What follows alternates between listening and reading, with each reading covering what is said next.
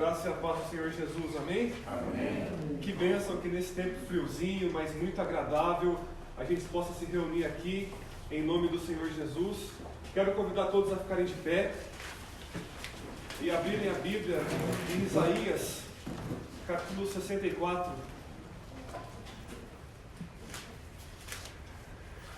Enquanto os irmãos abrem no texto bíblico, muita satisfação de ter o Estevão aqui com a gente, né? Fez aniversário ontem, né, Estevão? E os irmãos não podem dar os parabéns hoje, olha só. A Beatriz também ali com a gente, seja bem-vinda também, Beatriz. E todos vocês que estão aqui, né? Todos sejam muito bem-vindos, em nome de Jesus. Lembrando que teremos assembleia também logo depois desse culto. Então vamos ler Isaías 64, a partir do versículo 1 até o 4. Diz assim: Ah, se rompesses os céus e descesses, os montes tremeriam diante de ti, como quando o fogo acende os gravetos e faz a água ferver. Desce, para que os teus inimigos conheçam o teu nome, e as nações tremam diante de ti.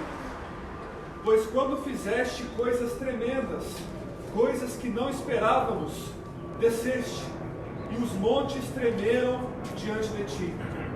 Desde os tempos antigos, ninguém ouviu, nem o ouvido percebeu, nem o olho viu outro Deus além de ti, que trabalha para aqueles que nele esperam. Amém. Vamos orar nesse momento? Pai, nós te adoramos, Senhor, porque, como diz esse texto, essa oração: ah, se fendesses os céus e descesses. Nós te louvamos porque o Senhor fez isso, quando o Senhor veio na pessoa do teu Filho bendito, o Senhor Jesus Cristo. O próprio Deus fendeu o céu e desceu, e se aproximou na forma de homem, para nos resgatar dos nossos pecados, e fazer de nós um povo santo e separado para o Senhor. Te louvamos, meu Pai, porque Jesus Cristo é a resposta da oração de Isaías 64. O Senhor desceu para nos salvar. E se nós estamos aqui nessa manhã, é fruto da Tua obra salvadora por meio de Jesus Cristo. Obrigado por isso, Senhor. Agora só nos resta, com toda alegria e com o coração transbordando de júbilo, Te louvar, Te adorar, cantar os Teus louvores, proclamar os Teus feitos, celebrar o Teu poder salvador e a Tua graça abundante, que o Senhor derrama sobre todos nós que estamos aqui nessa manhã. Pai, receba este culto, porque ele é para o Senhor, e enquanto nós te cultuamos, suplicamos que o Teu Espírito Santo seja derramado sobre todos nós. Suplicamos, meu Pai, por um toque do Espírito Santo em cada coração que está aqui. Suplicamos por uma bênção especial destinada a cada membro do Teu povo que se reúne neste lugar. Por favor, meu Deus, surpreende-nos com a Tua ação poderosa no nosso meio, e acima de tudo, que o nome do Teu Santo Filho Jesus seja exaltado e glorificado, porque só o Senhor é digno de receber a honra, a glória, poder, sabedoria, ação de graças e louvor para todo sempre. Em nome de Jesus, amém. Ainda de pé, vamos cantar ao Senhor 2 canções, e enquanto nós cantamos, nós vamos fazer aqui à frente o seu dízimo de ofertas, para que nós possamos adorar o Senhor.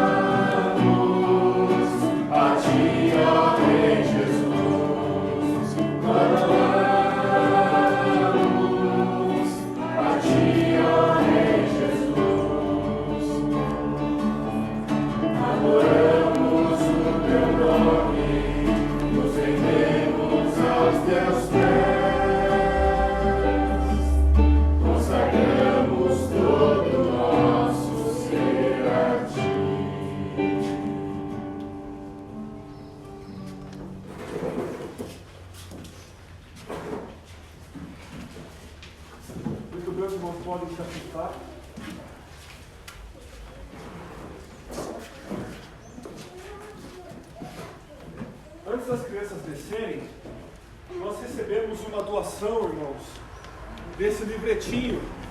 Ele é famoso, Cada Dia, Pais e Filhos, Semeadura Certa, Colheita Garantida. Recebemos 14 exemplares que nos foram doados e nós gostaríamos de repassar esse material para as famílias, um para cada família. Tá, então esse material está aqui à disposição dos irmãos, eu vou deixar aqui em cima e peço que depois do culto, cada família pegue um, leve para sua casa, faça a leitura, porque é um material que com certeza vai ajudar muito. São reflexões diárias, pequenas, que você lê ali em 5 minutos, bem direto ao ponto, e com certeza vai ser muito bom para todos. Tia Flor está lá no fundo já de pé, então as crianças podem se levantar e seguirem a Tia Flor para a atividade que será proposta por ela. Graças a Deus pelas crianças da igreja, que Deus abençoe a todas elas, em nome do Senhor Jesus. E eu quero convidar os irmãos a abrirem em Lucas, Evangelho de Lucas. Nós estamos nessa jornada por esse Evangelho tão precioso, Evangelho que nos apresenta o Senhor Jesus Cristo de forma tão bela. Não sei se você sabe, mas Lucas tem algumas histórias e parábolas que são específicas dele, que não tem em nenhum outro lugar da Bíblia, como por exemplo a parábola do bom samaritano ou do filho pródigo, a história dos ladrões na cruz que conversam entre si e um deles recebe o perdão de Jesus. São histórias únicas em Lucas, e nós vamos ter o privilégio de aprender domingo após domingo sobre essas histórias. Hoje nós leremos apenas 2 versículos, Lucas 3, 21 e 22. Então os irmãos podem ir abrindo Lucas 3, 21 e 22, apenas 2 versículos, mas que contam um acontecimento singular, incrível e muito edificante para todos nós. Eu farei a leitura, diz assim: quando todo o povo estava sendo batizado, também Jesus o foi. E enquanto ele estava orando, o céu se abriu, e o Espírito Santo desceu sobre ele em forma corpórea, como pomba. Então veio do céu uma voz: Tu és o meu filho amado, em ti me agrado. Amém. Convido todos a orarem comigo mais uma vez. Pai, obrigado pela tua santa palavra, que a tua igreja tenha a oportunidade de ouvir nesse momento e de acolher em seu coração. Nós queremos suplicar, meu Pai, que o Espírito Santo nos ilumine, para que possamos ver toda a beleza, glória e majestade com os olhos do nosso coração, que existem e transbordam em Ti, ó Deus, e no Teu Filho Jesus Cristo. Capacita-nos a todos nós, que sejamos o tempo todo fiéis às Escrituras, e que o nosso coração seja tocado. Por favor, meu Deus, fala conosco, em nome de Jesus Cristo. Amém. Muito bem, meus irmãos. Na igreja, nós falamos muito a respeito de Jesus, não falamos? Estamos o tempo todo falando de Jesus. Hoje nós cantamos 2 canções que diretamente falam a respeito do Senhor Jesus. Depois, no final do culto, está programada uma canção que também fala diretamente de Jesus, do seu poder para salvar. Então nós cantamos sobre Jesus, fazemos as nossas orações todas em nome de Jesus, nós pregamos e todas as nossas mensagens tocam nesse assunto, no Senhor Jesus. Nós fazemos as leituras bíblicas, e eu fiz uma leitura de Isaías 64 e disse que Jesus cumpre a oração de Isaías 64. Então, mesmo um texto do Antigo Testamento, nós conectamos a Jesus. Nós fazemos a ceia do Senhor, que claramente relembra a morte e ressurreição de Jesus. Então, o tempo todo na igreja, o tempo todo na Bíblia, o tempo todo em todas as coisas que nós fazemos, estamos falando de Jesus. E não teria como ser diferente, porque nós somos cristãos. No entanto, existem dois outros nomes, ou duas outras pessoas que nós também ouvimos muito na igreja, que são o Espírito Santo e Deus, ou o Pai. Então nós falamos e cremos e cantamos muito sobre Jesus, mas também somos apresentados o tempo todo na igreja, na Bíblia, para o Pai e para o Espírito Santo. E eu não sei se você já começou a se perguntar no seu coração, se em algum momento você já teve dúvidas sobre a relação entre o Pai, o Filho e o Espírito Santo. Não sei se você já teve dúvidas quando você foi orar, dizendo assim: eu oro para quem? Eu oro para o Pai, para o Filho ou para o Espírito Santo? Por que na pregação às vezes o pastor fala de Jesus, às vezes de Deus, às vezes do Espírito Santo? Por que será que na Bíblia parece que algumas atividades são mais associadas ao Espírito Santo, outras mais associadas ao Pai, outras mais ao Filho? Qual que é a relação entre eles? Como eu entendo essa questão do Pai, do Filho e do Espírito Santo? Como eles se relacionam? Essa questão pode parecer um pouco abstrata, um pouco teórica, mas na verdade, poucas coisas são mais práticas para nós do que isso. Entender sobre o Pai, o Filho e o Espírito Santo é fundamental para a gente compreender a grandeza da nossa salvação. E a grandeza, é claro, do próprio Deus.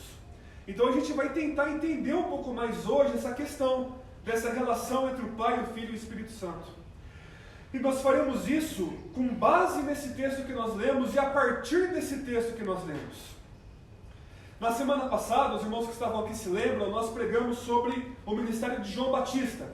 É o que aconteceu imediatamente antes do texto que a gente leu. João Batista pregava sobre o arrependimento, ele falava a respeito do Cristo que viria, e finalmente no versículo 21 aparece o Cristo. Ele se manifesta de uma forma pública. Até então, ele aparece como um bebê, depois como um menino de 12 anos, e agora aqui no Evangelho de Lucas, ele finalmente aparece. E ele é batizado por João. Talvez você possa se perguntar e tentar entender por que Jesus foi batizado, mesmo ele sendo perfeito. Afinal de contas, o batismo era um batismo de arrependimento, e Jesus não tinha do que se arrepender, porque ele era santo, perfeito, sem nenhuma mácula no seu caráter. Mas nós vamos responder isso só no final da mensagem, então você não pode deixar de prestar atenção, senão você vai acabar perdendo a resposta. Porque Jesus foi batizado mesmo sendo santo. E aí quando acontece esse movimento de Jesus de ser batizado, a gente percebe Jesus em ação. João Batista, entre aspas, coitado, João Batista nem aparece aqui. É interessante como Lucas, ele de repente tira João Batista de cena. João Batista teve o seu momento do versículo 1 até o versículo 20 do capítulo 3. Depois João Batista sai fora, ele nem é mencionado batizando Jesus. E então aqui aparece Jesus, aparece o Espírito Santo e aparece o Pai. Então a partir desse texto, a gente vai entender um pouco mais a relação entre Jesus, o Espírito Santo e o Pai. E o primeiro ponto que eu quero trazer para vocês é que Pai, Filho e Espírito Santo estão em perfeita sintonia. É interessante porque esse texto aqui, se você for imaginar o texto enquanto você lê, parece que é uma coisa até ensaiada. Parece um teatro que está acontecendo, porque tudo vai acontecendo de uma forma muito bem combinada, muito bem orquestrada. O texto fala no versículo 21 que Jesus estava orando. Então Jesus ora.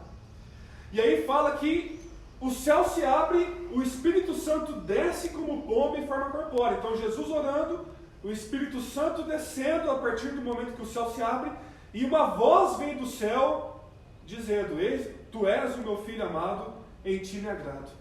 Então, ao mesmo tempo, acontece esse movimento divino.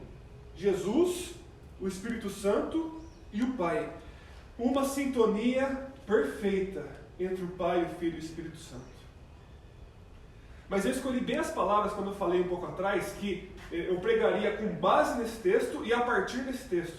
Porque não apenas há uma perfeita sintonia, como esse texto diz, mas se nós lançarmos mão de outras passagens das Escrituras, nós veremos que, além dessa sintonia, existe entre o Pai, o Filho e o Espírito Santo um compartilhar da essência divina. De tal modo que nós podemos afirmar que o Pai, o Filho e o Espírito Santo são três pessoas que são um único Deus. Compartilham a mesma essência divina. São apenas um Deus, apesar de serem três pessoas. E eu vou citar para os irmãos, não precisa se preocupar em abrir, eu vou fazer a citação de alguns textos que mostram esse ensinamento de forma muito forte. Um dos textos mais famosos é Mateus 28:19, que fala sobre irmos e fazermos discípulos de todas as nações, batizando-os em nome. É interessante como o nome aí é no singular e não no plural.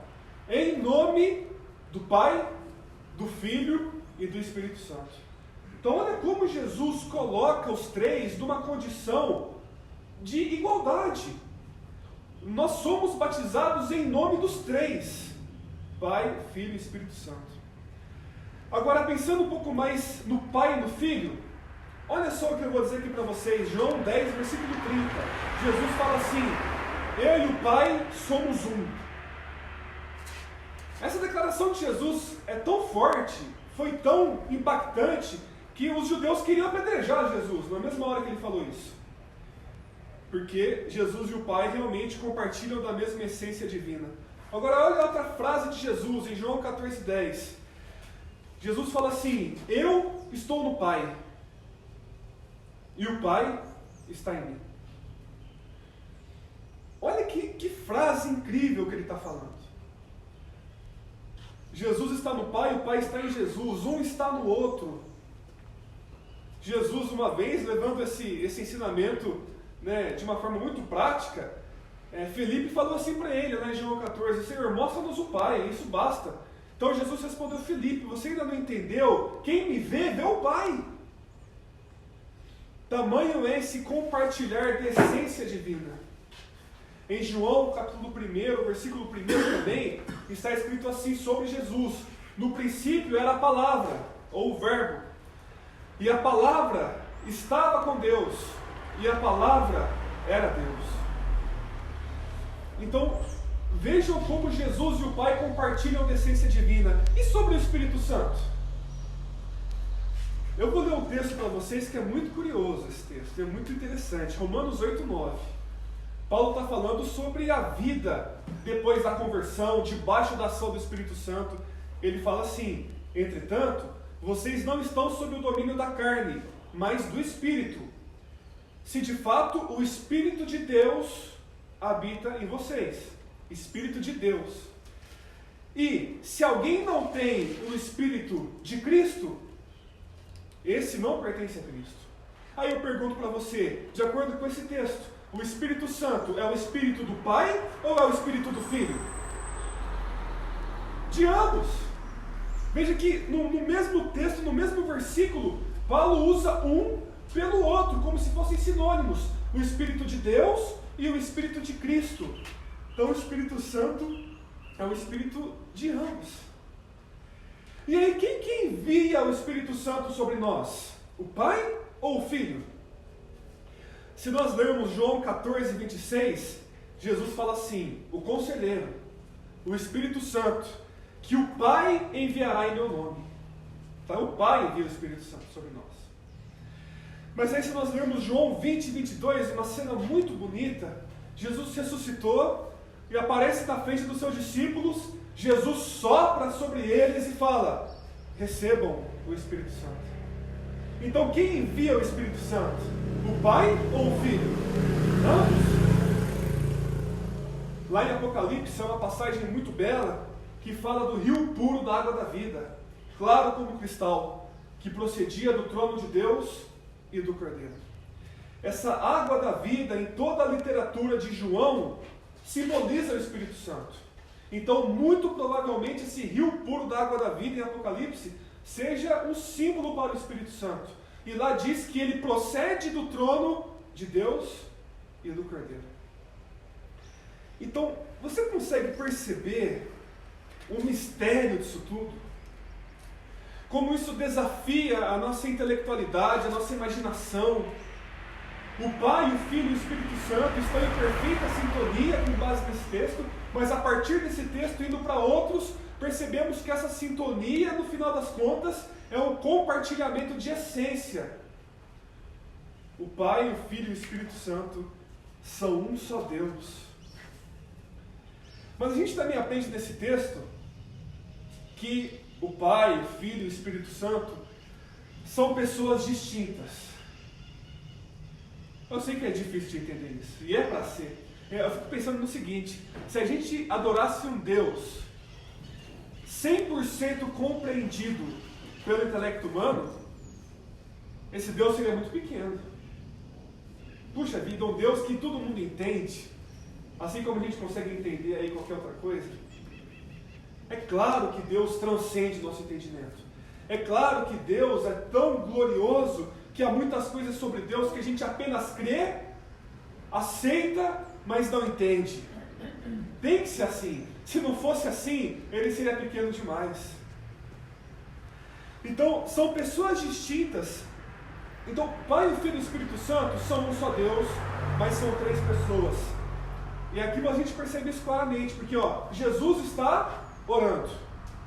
O Espírito Santo está descendo como pomba. E o Pai está falando do céu direcionado ao seu Filho. Então os três estão em ação aqui. E eles são claramente discerníveis, distinguíveis. O Pai é o Pai, o Filho é o Filho e o Espírito é o Espírito. E esse tipo de entendimento é importante, irmãos, por várias razões. Tá? Não sei se os irmãos já ouviram falar, mas lá no começo do cristianismo, especialmente no século III, teve muitos questionamentos a respeito disso. Houve um homem, por exemplo, chamado Sabélio, que ele falava que o Pai, o Filho e o Espírito Santo eram apenas uma pessoa, que se manifestava de três modos diferentes. Então, o Pai, o Filho e o Espírito Santo eram manifestações, modos de aparecer de um único ser, de uma única pessoa. E, na verdade, não é isso que a Bíblia ensina. A Bíblia faz a distinção entre os três. É um mistério. Toda e qualquer tentativa de racionalizar esse mistério nos levará para uma heresia. Então a gente afirma o que a Bíblia afirma, e simplesmente crê e se maravilha diante da grandeza de Deus. É assim que funciona. Então é importante a gente saber sobre isso, para a gente não confundir as coisas. Quem nunca ouviu alguém orando, ou talvez você já tenha orado assim, e aí parece que na oração, o Pai que morreu na cruz. E é errado falar dessa forma. Embora seja um só Deus, são três pessoas distintas. E quem morreu na cruz foi o Filho, e não o Pai. Então muitas vezes a gente ouve questões assim. E quem nunca já percebeu igrejas e pessoas que enfatizam muito Jesus, mas sequer tocam no assunto do Espírito Santo? Ou o contrário também, enfatizam tanto o Espírito Santo e também não tocam no assunto de Jesus. Então é importante a gente entender isso. E o batismo de Jesus nos mostra claramente esse fato. Agora, continuando, eu quero que você perceba aqui também o relacionamento entre Jesus e o Espírito Santo. Como Jesus e eles se relacionam. Essa passagem aqui fala que o Espírito Santo veio sobre Jesus. E há vários textos bíblicos que vão mostrar para a gente essa interação entre Jesus e o Espírito Santo. E eu vou citar alguns para vocês aqui. Por exemplo, em Lucas 1,35, nós aprendemos que Jesus nasceu pelo poder do Espírito Santo. Depois, em Atos 10,38, nos fala que o ministério de Jesus no mundo, suas curas, suas libertações, aconteceram por meio da unção do Espírito Santo. Deus ungiu Jesus de Nazaré com o Espírito Santo, com poder de Espírito. Depois, em Hebreus 9,14, a gente vai ver que o sacrifício de Jesus na cruz foi oferecido a Deus por meio do Espírito Santo. Depois, Atos 2,33, Jesus ressuscitou, subiu ao céu, recebeu do Pai a promessa do Espírito Santo e derramou o Espírito Santo sobre a igreja. Depois, a Bíblia vai continuando, né, e mostra também o Espírito Santo em relação a Jesus. Lá no Evangelho de João, do capítulo 14 ao 16, a gente vai ver que o Espírito Santo nos lembra o que Jesus disse, dá testemunho sobre Jesus, glorifica Jesus, convence o mundo do pecado, da justiça e do juízo em favor de Jesus. Então tudo isso é apenas uma porção de como Jesus e o Espírito Santo se relacionam. Jesus foi o tempo todo no seu ministério capacitado pelo Espírito Santo, e Jesus depois derrama o Espírito Santo sobre todos nós. É tão belo a gente perceber como Deus é, porque a gente vê em Deus como as pessoas divinas servem umas às outras. Porque o Senhor Jesus nos ensina sobre o Espírito Santo, nos prepara sobre o Espírito Santo. Ele é o portador do Espírito Santo. Ele sopra e as pessoas recebem o Espírito Santo. E por outro lado, o Espírito Santo vem e glorifica Jesus e fala de Jesus. Então um fala sobre o outro, um serve o outro, um apoia o outro. Deus tem essa harmonia tão bela, e o próprio Deus Todo-Poderoso tem um coração que serve. Isso é impressionante. Agora veja também o relacionamento entre Jesus e o Pai. O que o Pai fala para Jesus aqui? Ele fala assim: primeiro, tu és o meu filho. Então Jesus é o filho do Pai. A gente aprendeu aqui recentemente os 3 sentidos em que a Bíblia usa essa questão de Jesus ser filho de Deus: o sentido israelita, o sentido messiânico e o sentido essencial, né? Jesus é filho de Deus, e há 3 formas da gente entender esse título à luz da Bíblia, das promessas do Antigo Testamento e do que o próprio Jesus fala. Mas agora é importante a gente entender que Jesus é o Filho de Deus eternamente. Existem algumas pessoas também lançando mão aqui da história da igreja. É importante às vezes a gente conectar com a história da igreja, só para a gente não achar que a gente está num vácuo, né, de tempo, assim, e que a gente nasceu aqui e a fé cristã nasceu com a gente, né? A fé cristã existe há milênios. Então houve uma época na história da igreja em que algumas pessoas diziam assim, que no batismo de Jesus, é no batismo que Jesus foi adotado por Deus como seu filho. Até então Jesus era uma pessoa normal, comum, que nem todo mundo aqui. E aí no batismo Deus adotou Jesus como filho. Aí esse modo de pensar ficou conhecido como adocionismo, por causa dessa questão de adotar. Então, nada a ver. Nada a ver. O que a Bíblia nos mostra aqui não é o Pai fazendo com que Jesus se torne seu filho aqui. É o Pai reconhecendo uma coisa que já era realidade. Tu és o meu filho. A Bíblia diz que Jesus sempre foi o Filho, senão João 3,16 não faria sentido. Porque Deus amou o mundo de tal maneira que enviou o seu Filho unigênito. Então Deus enviou o seu Filho, ele já era filho antes de ser enviado. Senão não faz sentido. Então Jesus é Filho de Deus eternamente. Tu és o meu Filho. E aí depois ele fala assim: amado. Essa expressão, tu és o meu filho amado, tem um eco muito cristalino com Gênesis 22. Depois, se você quiser ler na sua casa, eu estava lendo essa semana, aquela história em que Deus chama Abraão para sacrificar Isaac sobre o altar. Lembra dessa história?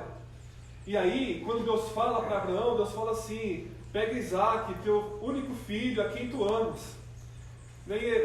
O eco aqui é muito grande, né? Quando o pai fala assim que tu és o meu filho amado, como se Abraão estivesse falando com Isaac, né? O meu filho amado.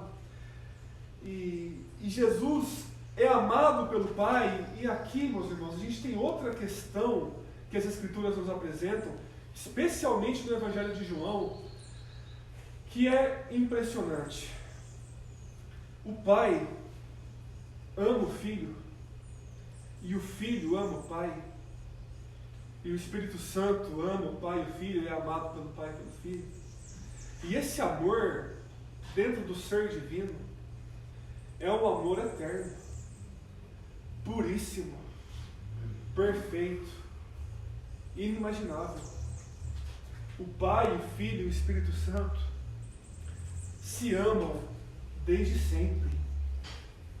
Estão num vínculo de amor que transcende tudo aquilo que a gente consegue imaginar. Eles se amam. Certa vez Jesus disse assim, no Evangelho de João: o Pai ama o Filho. O nome de Deus dele, né? O Pai ama o Filho e lhe mostra tudo o que faz. Então Jesus nos convoca a uma imagem do pai que está fazendo alguma coisa e chama o seu filho para mostrar para o filho o que ele está fazendo. Qualquer pai faz isso. Então Jesus fala: olha, o pai ama o filho e mostra para o filho tudo o que ele faz. Outra parte, Jesus fala assim: o pai quer que todos honrem o filho assim como ele é honrado. Se alguém não honra o filho, não honra o pai. Um outro texto que é muito forte sobre isso e mostra a força, a intensidade do amor do pai pelo filho. Está lá em João 3, lá no finalzinho, que fala assim: o pai ama o filho e entregou tudo em suas mãos. E aí logo em seguida ele fala assim: quem crê no filho tem a vida eterna. Já quem rejeita o filho não verá a vida, mas a ira de Deus permanece sobre ele. Você percebe a conexão, é muito evidente no texto, a conexão entre o pai amar o filho, tá? O pai ama o filho, e quem rejeita o filho recebe a ira de Deus. É claro que quem rejeita o filho recebe a ira de Deus, porque o pai ama o filho. Então rejeitar o filho que o pai ama vai resultar na ira do pai. Então olha como é forte o amor do pai pelo filho. Então quando a Bíblia fala assim: Deus amou o mundo de tal maneira que enviou seu Filho unigênito, você pode ter certeza que Deus realmente amou o mundo. Porque Deus entregando o seu Filho, Deus entregou o objeto do amor do Pai desde a eternidade. Aquele que o Pai mais ama, Ele entregou para a nossa salvação. Então realmente foi um sacrifício para o Filho, foi um sacrifício de certa forma para o Pai também entregar seu próprio Filho. E aí o texto continua falando assim: em ti eu me agrado. O prazer do Pai está no Filho, assim como o prazer do Filho também está no Pai. Jesus agrada o Pai de forma perfeita. A Bíblia diz que o Pai glorifica o Filho e o Filho glorifica o Pai. Esse relacionamento de amor mútuo, de prazer mútuo um no outro, acontece de forma muito bonita desde toda a eternidade. Um texto bonito também é o Salmo 16, verso 11. Nesse salmo, o Espírito de Cristo fala. E aí o Filho diz assim ao Pai, falando da ressurreição: tu me farás conhecer o caminho da vida. Na tua presença há abundância de alegria. Na tua mão direita, eterno prazer. Assim é o relacionamento do Filho e do Pai. Eterno prazer que o Pai e o Filho têm um. Irmãos, quantas coisas, né? Quantas coisas, e a minha oração que eu peço a Deus, por mim, por toda a igreja, é que o Espírito Santo nos faça perceber a beleza disso tudo. E a grandeza inimaginável de Deus. E nós, às vezes, nos julgamos tão importantes, mas além de nós existe Deus, e sem nós, Deus também continua sendo Deus. E Ele é suficiente em si mesmo, abundante em si mesmo, completo em si mesmo. Pai, Filho e Espírito Santo, três pessoas distintas, um só Deus. O Pai e o Filho se relacionam, Jesus e o Espírito Santo se relacionam, o Espírito se relaciona com o Pai e com o Filho, como nós vimos também. E a gente poderia pensar que tudo isso é muito abstrato, como eu já falei, é muito teórico. Eu falei isso no começo, eu também fiquei de explicar por que Jesus se batizou, foi batizado, mesmo sendo perfeito, mesmo sendo puro. E se você prestar atenção para responder essa pergunta, por que Jesus foi batizado mesmo sendo perfeito, você tem que prestar atenção no versículo 21. Porque o versículo 21 ele fala assim: quando todo o povo estava sendo batizado, Jesus também o foi. Percebe como Lucas faz questão de colocar todo o povo estava sendo batizado. E aí, quando todo o povo estava sendo batizado, Jesus também o foi. E aí, quando você lê todo o texto de Lucas, você vai ver que Jesus é aquele que se mistura com as pessoas. Jesus é aquele que tem refeições com os publicanos e pecadores. Jesus é aquele que conversa com os samaritanos. Jesus é aquele que conversa com a mulher cananeia. Jesus é aquele que é criticado por andar com pecadores. Jesus é aquele que conta uma parábola que o samaritano é um herói, do ponto de vista humano. Então Jesus o tempo todo está se envolvendo com as pessoas, com os pecadores que precisam de arrependimento. Está junto com eles, inclusive aqui. Jesus não tinha pecado, não tinha arrependimento, mas ele se solidariza com aquelas pessoas que tinham pecado, que tinham que se arrepender. E Jesus se batiza como que dizendo assim: olha, eu estou com vocês, eu vim para vocês, eu vou me misturar com vocês. Tal qual o pastor que se aventura em lugares perigosos e se suja e corre riscos para resgatar a sua ovelha perdida, eu também vou fazer isso, eu também vou me misturar com vocês, eu vou estar com vocês, eu vou me identificar com vocês, eu posso ser o Filho Santo de Deus, mas eu vim para salvar pecadores como vocês. Então Jesus se batiza por isso, se identifica com as pessoas, ele não rejeita, mas ele vai ao encontro dessas pessoas para salvar. É por isso que ele se batiza. E tudo isso que a gente aprendeu aqui hoje, essa relação do Pai, do Filho e do Espírito Santo, né, a gente falou assim, não é abstrato, e não é mesmo, sabe por quê? Porque se você entender aqui o que está acontecendo no Evangelho de Lucas, a estrutura literária do Evangelho, você vai perceber que Lucas 1 e 2, narrativas da infância, Jesus menino, Jesus com 12 anos, promessas, louvores, entra no capítulo 3, João Batista. Agora chega aqui no versículo 21, Jesus aparece, adulto, vai começar o seu ministério. Tanto é que no versículo 23, que a gente não leu, ele fala, tinha cerca de 30 anos quando começou o seu ministério. Aqui, nesse texto, é a marca, é o start, é o play do ministério de Jesus. Ele está começando o seu ministério aqui. E logo no começo, nesse evento que marca o começo do ministério de Jesus, o que acontece? Logo no começo, Jesus ora, o céu se abre, e esse céu se abrir é tão rico na Bíblia, a gente não explorou muito aqui, outro dia a gente vai explorar um pouco mais. O céu se abre, o Espírito Santo vem, o Pai fala. Então o começo do ministério de Jesus é marcado pelo Pai, pelo Filho e pelo Espírito Santo se revelando, se manifestando, aparecendo. Isso para indicar que o projeto salvador que Jesus veio realizar nesse mundo, seu ministério de buscar e salvar o perdido, é um ministério em que Deus, na plenitude do seu ser, na totalidade do seu coração, 100% decidido, 100% comprometido, Pai, Filho e Espírito Santo, ninguém de fora, Deus completamente envolvido e decidido, obstinado em vir e salvar o mundo. Entender sobre o Pai, o Filho e o Espírito Santo é importante, porque é Deus, em sua plenitude, decidido a salvar a mim e salvar a você.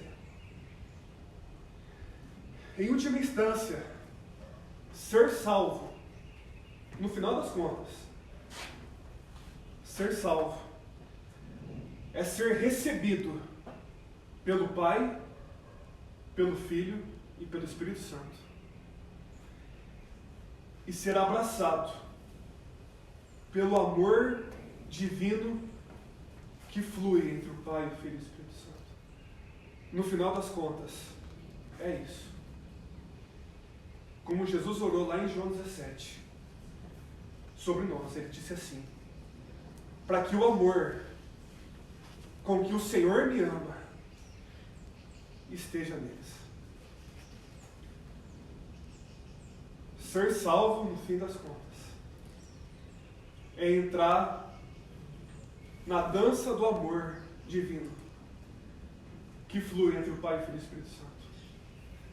Esse é o destino, essa é a realidade de todos nós que confessamos Jesus Cristo como nosso Senhor e Salvador. Amém?